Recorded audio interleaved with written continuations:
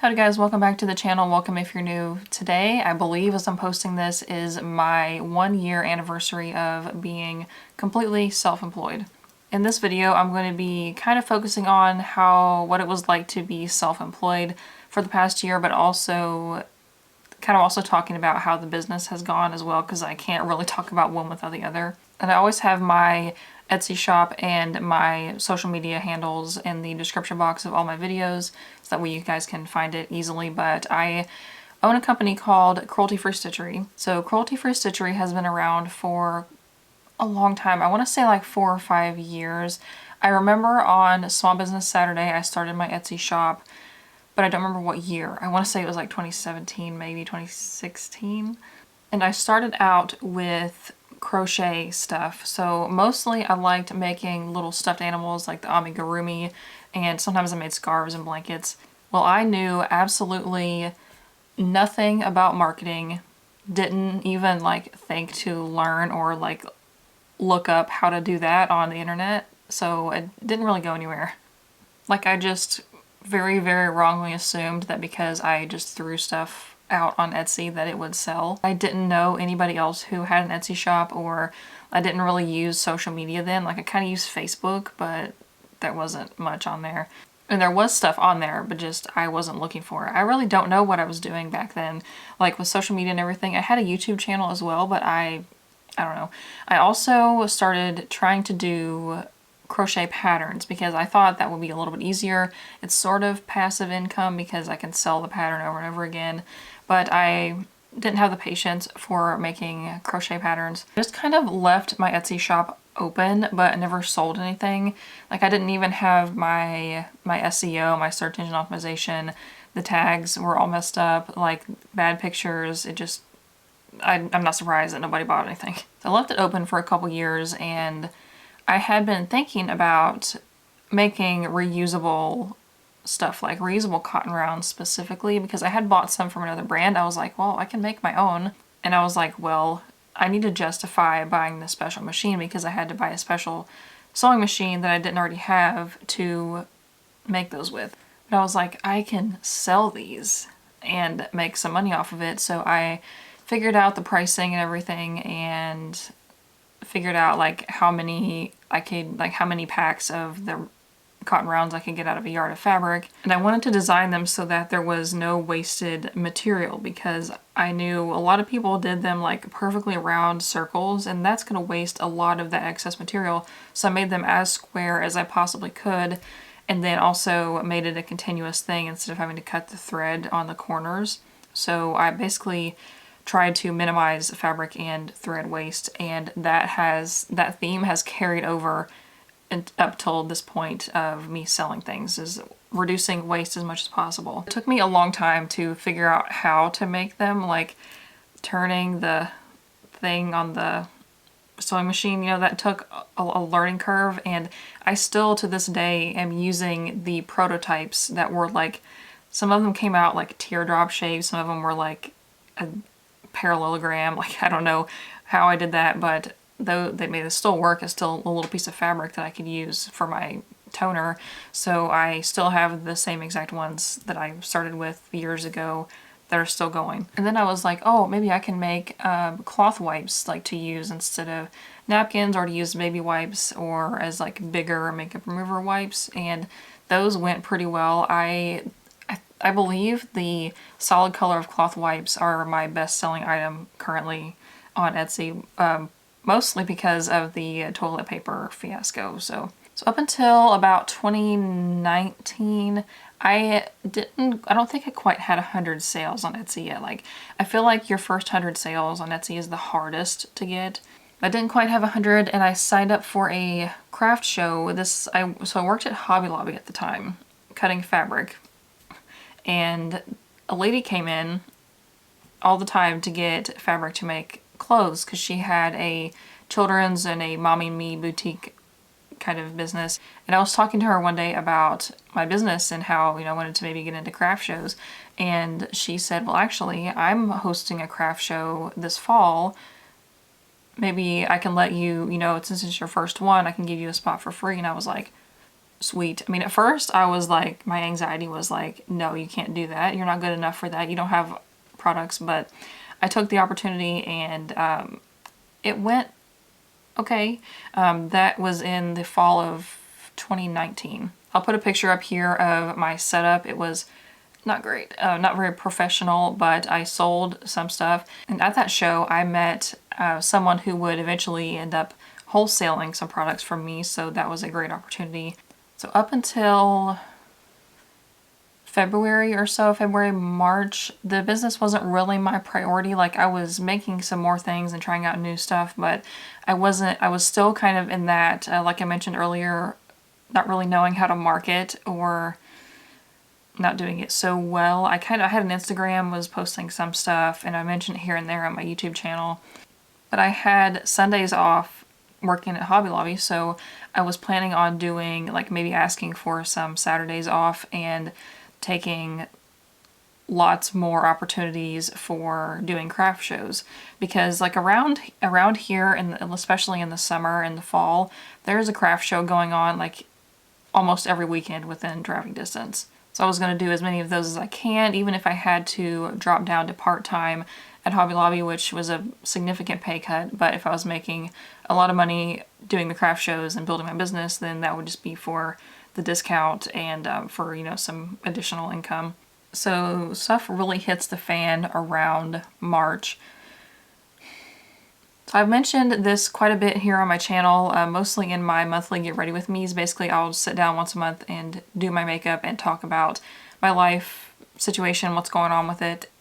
And I mentioned my fiance first in the Tinder stalker video that I did a while back. I don't remember when that was, but toward the end of that I mentioned how we met. So I don't want to spend too much time in this video recapping that, but basically he enlisted in the military. He was looking around December or so, like November, December of 2019, looking into joining the military. And I was kind of hesitant, but also a lot of people in my family, both of my parents, my stepdad, both my grandfathers, they were all in the military. So I was used to it, like I knew what to expect. At least I thought. But he was supposed to leave, I think, in February, but something happened. He ended up leaving around the middle of March. I want to say like the beginning to middle of March. So before that, I was like, well, if we're going to be getting married and I'm going to be moving with him because he went into active duty, then I would have to be working for myself. Or else, if I don't work for myself and do something from home, I'll have to find a job wherever we go, which may be difficult. So I was like, you know what, I'll just focus on my business and see if I can make a full-time income out of it, because I had saved up a little bit from working at Hobby Lobby and I had paid off the majority of my debt at that point. So I was like, this is a perfect time, why not do it? Because I still live with my parents. Like right now as I'm filming this, I'm still with my parents, so I don't have many bills at all. So this is the perfect time for me to experiment and see, you know, if I can make a living income off of my business. So on February 24th, I was scrolling through my phone and I found, like, I took a picture of my of it, but I put in my 2-week notice at my job, and the notice ended the day that everything started shutting down. Like in February, we had no idea. We had no clue that stuff was going to shut down, or like borders would be closed, or we would have to wear masks or whatever. Like no clue. But if I had known that, I don't know how that would have changed my plan or my process here. So I could have worked there and then also like gotten unemployment, because I basically wouldn't have been working anyways because it was shut down. But I went ahead and kept going with my 2 weeks. Like I could have just told them that I wanted to keep working there, but I didn't want to. So he left for basic training in March sometime. I am the worst with dates and like time and everything. This will come up later in the story, but sometime in March he left for basic training, and to this day, it's March 2021 now, I still haven't seen him because of the travel restrictions and He wasn't allowed off base when he was done with training like he normally would have, so which added to a lot of stress in the next coming months because I didn't know like what was happening. For the majority of it, he was communicating by letter, which was very, very slow. So around that time, that's when people started buying a lot of cloth wipes because there was no toilet paper. So people who didn't need baby wipes really were buying baby wipes instead of toilet paper, which meant that people with actual babies or humans who needed baby wipes didn't have them. So they were resorting to cloth wipes. So I sold a bunch of those. And then in, I want to say end of March, early April, before it was even a thing, like to wear masks, I know somebody who had connections at the CDC, and he was saying that the word on the grapevine was that we would need to wear face masks soon, like they'd be required soon. Because I had seen a few people making them because of the lack of PPE that was going around with the hospitals and everything, and people stealing it and whatever. People were making them for healthcare workers. Well, then it was soon mandatory for everyone. So I made 2 masks first for my friend that I actually used to work with, and I liked them, bought some more, and then eventually this cascade of like this rush of people asking me to make them masks because everybody knew that I sewed, which is it's a curse honestly to know how to sew, because then everybody and their mother wants you to sew things for them. But it actually worked out in my case. Around that time I was trying to open up a Shopify website because depending on how many sales that I made, it would work out to be less fees than Etsy, and also it was a little bit easier to customize and I could really make it my own. So I started my Shopify, and then I put masks on there, and I sold masks through there like crazy because I was posting it on Facebook, and then my friends were sharing it with their friends, and people were supporting like local, businesses that were making masks. Like at this point, this was right between when companies sold out of PPE, like hospitals couldn't get it, and also between when clothing companies started making fabric masks. So it was really up to people making them handmade at this point. And I had a ton of fabric that was perfect for those, so I really didn't have to buy many supplies. However, it was almost impossible to find elastic for a long time. I think they've caught up mostly now, but that was crazy. And people were telling me to like cut up old bed sheets and take the elastic out of the fitted sheet. I was like, I'm not doing that. So I sold a ton of masks, and at first I had a buy one give one deal, but that got out of hand way too fast because that meant I had to make twice as many masks, which was already not possible with just the number that people were ordering. So I started donating $1 for every mask I sold because I was like, that's just too much to try to produce that many masks. I'm only one person. And there was a lot of anxiety that came with that. Like I felt like people relied on me for the masks, like because people were needing them like right away because they were necessary and would help protect people from the virus. But like also I as a person who knows how to sew, I'm not a PPE manufacturer. Like that wasn't my job. So like I felt like it was absolutely ridiculous that I had to, or ridiculous is not a word, like ludicrous, that I had to make PPE for nurses because they weren't being provided adequate amounts. So that was just a lot of anxiety. Like I believe the months of April through July were just one big anxiety attack for me. So it was just messages all hours of the day and night. I had to put my phone on Do Not Disturb the majority of the time because I would get like a message or an order come in at like 2 o'clock in the morning. I was trying to sleep and it just wasn't good. And I think I did my biggest month in July because I decided to run a sale for Plastic Free July, and then that meant my masks were on sale, so that boosted them up in the search results. So I sold a ton in July. That was probably my biggest month to date, I'm pretty sure. Some of the stuff that I had see, going back to like actually running the business. So at that time, I was focused on making sure that I had enough supplies for masks. I bought a ton of fabric. I bought like entire bolts that I could, because also like that cotton fabric was out of stock and people were kind of getting bored of like the few prints that I already had. And then also a lot of the prints that I already had just laying around were licensed like characters and stuff, and I couldn't put those on Etsy. I did put them on my Shopify though. Probably shouldn't have done that, but I did anyways. But I was having a hard time with paying myself because this was now my full-time job. So I had to figure out how to budget and be able to buy new supplies and make new products, but also pay myself and pay my bills. I had a separate checking account as soon as I figured out that I wanted to do it seriously. And every dollar almost that I got from Etsy or from sales, I would put right back into buying more supplies. I used to buy them on credit when I first was starting out and like trying to build up inventory, but now I've moved over to completely just like based on sales, like buying things like that, and I haven't used credit at all. And I wasn't able to pay myself until May of 2020. I paid myself $500 for the month. Then I started trying to get more things in bulk. Like I was buying a few packs of my like shipping mailers at a time, and then I started buying whole cases, and that has worked out really, really well.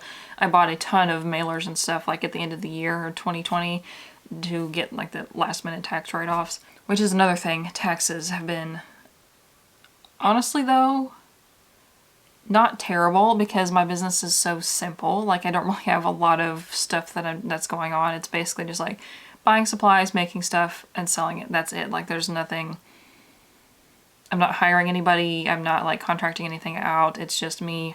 So taxes, I was really scared to do my 2020 taxes, but it went okay. I got $100 like net return from taxes because I was paying my taxes quarterly, which you are supposed to do if you're self-employed. But I didn't know that you were supposed to pay state taxes, but I didn't owe above the threshold to pay quarterly state taxes, so I think I'm okay, but I still had to pay at the end of the year. I use QuickBooks, which is fine for me right now, but if I grow much more in the future, I feel like that would just be, I don't know if it would work like scaling up, like maybe I'd have to use like regular QuickBooks instead of QuickBooks Self-Employed. The QuickBooks syncs up with basically everything that I need it to. It'll sync up with Etsy, it's synced up with my Shopify, which I actually shut down, and it syncs up with my bank accounts, so that way like every transaction that comes through I can categorize it. And then if there's certain things like every transaction that comes in from Joann's like fabric store, it automatically categorizes it as a business expense. So it takes a lot of the work out of trying to figure out your taxes. Like basically this year, all I had to do was look and make sure the totals were right and send it to TurboTax, and that was it. And it keeps track of your mileage too. You just put that in every day that you drive somewhere. So it kind of started winding down around August, like from all the masks and stuff. I sold a ton in July and a fair amount in August, but then after that it kind of dropped off. Like I feel like people already had their masks, you know, like they had enough, and then the normal like medical paper mask things were available again by that point. But it was also a blessing that I don't want to admit sometimes, but I was able to stay home for the duration of, well, it's still going on, but I have been able to stay home for the duration of the pandemic. And also I really resented having to make masks, but also at the same time, they paid my bills. So in the late summer, I was able to get into a farmer's market. They set up with actually the same lady that helped me with the first craft show. She was doing another one like monthly at the farmer's market, and that was allowed to be open because it was a food place and they just had crafters in there. So I set up at that a few times. I didn't sell quite as much as I had hoped. I feel like there wasn't that big of a crowd because people still kind of were iffy about gathering, but it was very distant. Like everybody was spread out and there wasn't a huge crowd, so that was good. The people can just kind of mosey around and look at stuff. And I did sell quite a few masks there in person. I sold more masks probably than anything else. And then I was able to get on to a huge craft show in October a local farm put on a craft show. I think they do it normally every year, but I didn't really know about it before. But I was able to get onto it, and I got a spot pretty close to to the entrance, and I made quite a bit of money, like more than any other craft shows, like all the other ones combined. I made at that show, so that was good. It's also important to know who your target market is, because with my eco-friendly stuff, my target market is not like the same target market as people who make those like rustic decor things, you know what I mean? My stuff is more geared towards like hipsters and like Gen Z, and what I got at those craft shows was like wine moms. So people didn't know what my stuff was. I mean, they knew like what masks, and like I sold a bunch of scrunchies and stuff like that, but the reusable stuff, people were like, what the heck is that? This year so far, and kind of right now, my main focus is marketing and doing, making up for the work that I didn't do in years past to promote my business. So I kind of, for a while there, like this past, in 2020, like with all the masks, I didn't really promote much at all. Like I might have posted on Facebook like once or twice a week.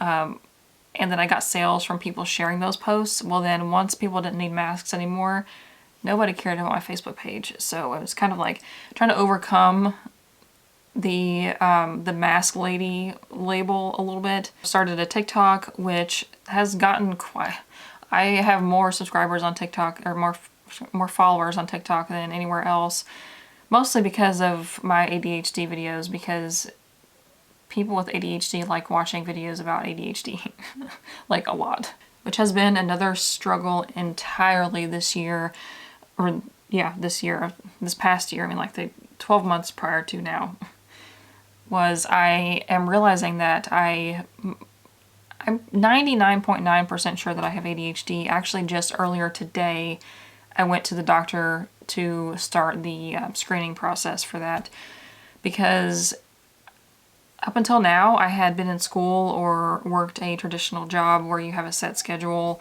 and stuff wasn't really a problem. Like I always had someone telling me pretty much exactly what to do and when to do it and how to do it. But now I don't. Nobody's telling me what to do. Nobody's telling me when to wake up. Nobody's telling me when to do this, when to do that. It's all like my responsibility. I don't have anybody to blame but myself. But I also kind of shouldn't blame myself because it's kind of not my fault. But a lot of things like buckling down on marketing and things were just seemed impossible to me. Like I couldn't do them just because of certain issues with ADHD. Like it's not that you're lazy, it's that part of your brain that makes the connection between here's something that needs to be done and do it doesn't exist. Like there's nothing, like you'll see something that needs to be done, but then there's nothing that tells you to do it. And it's so frustrating. This is kind of like, if you don't have ADHD or don't know anybody with it, it's kind of like a child almost, because children also have this executive function problem, which they usually develop as they get older. But like if you tell a kid to just clean their room, they're not going to know what to do. They're going to stand there and be like, that's how it feels all the time, because cleaning your room isn't just one task. It's pick up this, pick up that, fold the clothes, make the bed, or vacuum the floor. It's just a lot. Like those tasks seem so overwhelming to us. So for a little while there, I was doing pretty well with like a work-life balance kind of thing, but that just kind of went out the window in December. So I had a schedule. I would wake up kind of around the same time, and then I would quit at about 5 or 6 p.m. and then like do puzzles and stuff. I just try to keep myself occupied, because like before I started doing this full-time as my business, it was my hobby. So that's what I did in my free time. Well, now that I have all of my time to do this, I don't have any hobby to like fill up my free time, so I just end up working on it, or working on like my makeup stuff with YouTube and my blog and all that. So that's been the hardest thing, was learning to figure out how to transition over from being a hobby or something I did like after work to being my actual job, and then also having other things like, cleaning and just doing adult stuff and on my off hours. But that went out the window in December because my fiance, I stayed up with him when he flew to where he's stationed at right now. That was like a really, really long flight. And I stayed up until like 5 a.m. our time in Eastern time zone. And I never fixed my sleep schedule. So I go to bed at about 5. Like right now it's 3 a.m. And I never fixed my sleep schedule after that. I also, like, I haven't really put that much effort into it, but also I kind of don't want to because this is like the perfect time for us to be able to talk, like after he's off work and stuff. So I'll have to figure out what in the world I'm doing and get on some kind of a schedule so I can at least manage my ADHD while I wait to be diagnosed and maybe get medicine. So that's kind of where I'm at now. The orders are kind of steady coming in, like between January and now. Like December, I kind of expected orders to be up more for December for, you know, Christmas presents, but it wasn't really. Like, my views were up, but orders weren't up. So I don't know what's going on with that. Also, I didn't mention before, I did shut down my Shopify because when he got to, or when he figured out where he was going to be stationed, my fiance, I shut down my Shopify and just focused on Etsy because I wasn't able to spend as much time marketing on Shopify as I should have to be able to make sales, and I was just paying the subscription fee for nothing because I wasn't making any sales because I wasn't marketing it. But Etsy was doing all the marketing for me because people were flocking there to buy masks. So I think I probably should have waited to do a Shopify like till later. But as of now, I might talk about this a little bit more in my monthly Get Ready With Me. I don't know when that's going to go up, but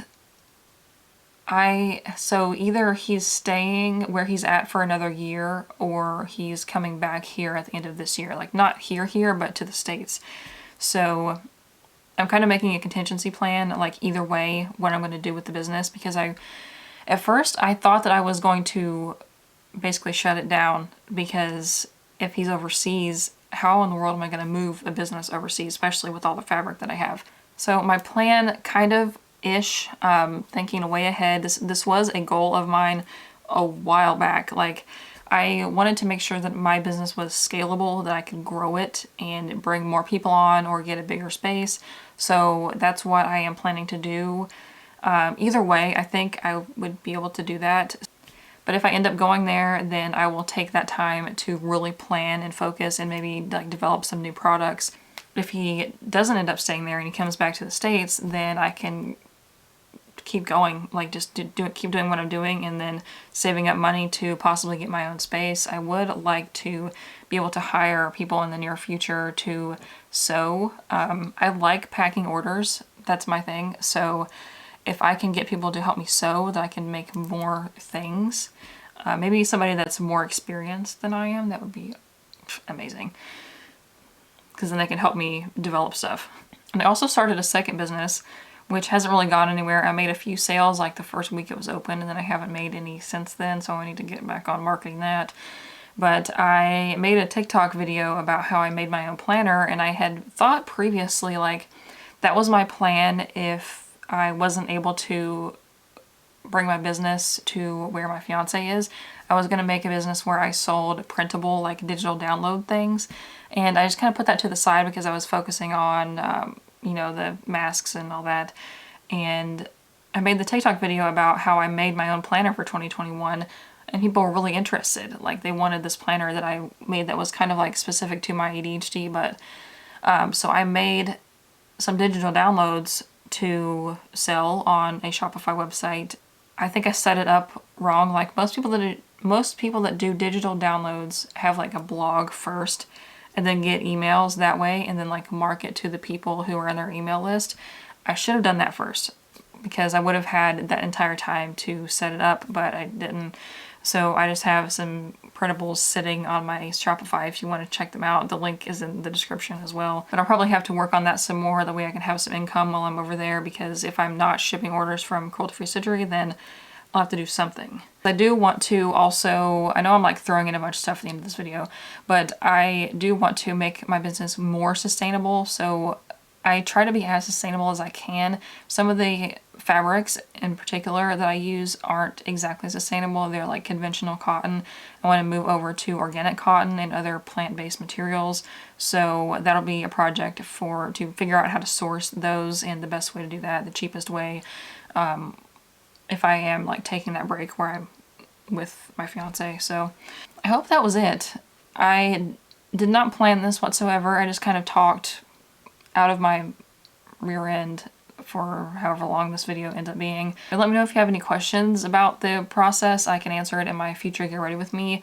I'm going to try not to talk about this too much in the Get Ready With Me and just focus on like stuff that's going on with our personal life and all that. So I hope this was helpful or informative or entertaining somewhat. I don't know. Click over here to watch my most recent video, or click over here to watch another one that I think you'll like.